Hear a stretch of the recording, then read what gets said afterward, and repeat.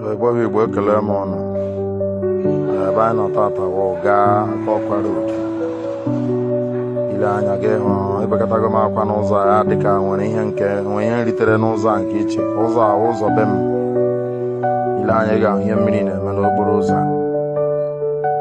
Dazi ahụ na bifo mmiri dị si ezocha ụzọ a ga-aka ọtụ kpatakpata. Biko ị na-enweta ozi na-atụsa ruo gọọmenti ntị ka ha gbata ọsọ enyemaka na otu uche akakwa n'ibe ya. Ma chetakwa na ọ ka bụ n'Odenigbo Akalaba TV ka ị na-ege ntị n'olu anyị. Ịhụrụ ihe mmiri na-eme n'ụzọ a akpachaghị anya ụzọ a ga-aka ọtụ n'oge na-adịghị anya. Biko taa gị the necessary authorities chia ya ka ụwa niile hụ ya agbatara ya ọsọ enyemaka. Daalụ nọ.